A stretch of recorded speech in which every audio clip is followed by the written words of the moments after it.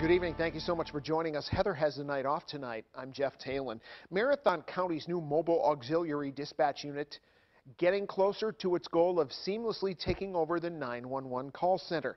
It's the Sheriff's Department's backup in case dispatch goes down. In a special report, News Channel 7's Emily Davies gets a sneak peek as the full MAD team trains together for the first time. Essentially, the Sheriff's Department is going to take this to something a lot more mobile. We don't have a backup dispatch center, so that if our dispatch center goes down for some reason, whether it's fire, natural disaster, or some other issue, we had no way to dispatch.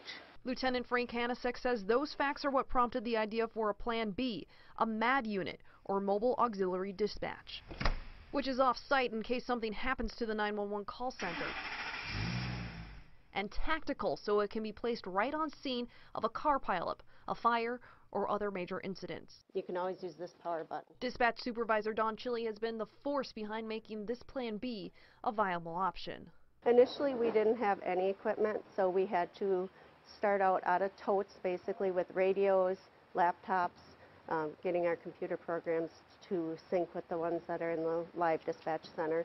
Chili and Lieutenant Hanasek looked at similar units in the state, including Langlade County's Mobile Command Center.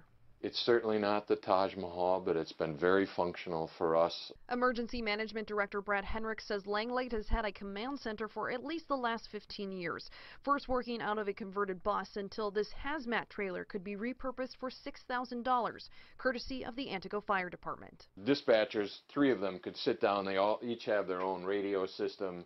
They have their own cell phone. They could really sit down and be independent of each other. He says it's also great for all assisting agencies to be able to meet in one location.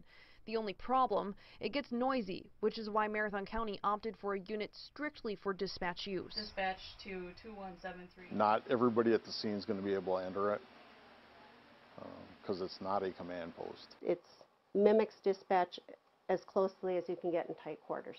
Its systems are run through this base camp, which is the only one like it in the country, and the communications are carried through cell towers. 2173, if you could respond to 500 Forest Street, have a report of a dog locked in a car. The unit already has some miles on it.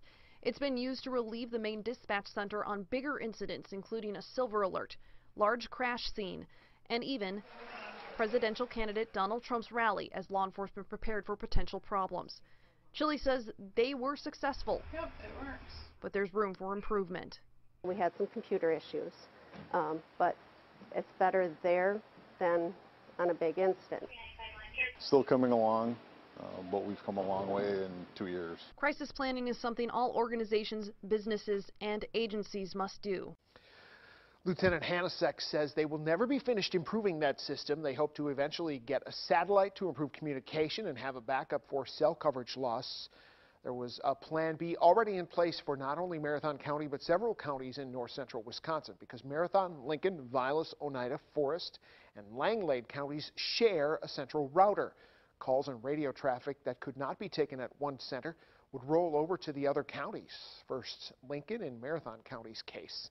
Hanasek says having the mobile dispatch allows their own dispatchers with expert knowledge of the area and responding agencies allows them to keep the calls local.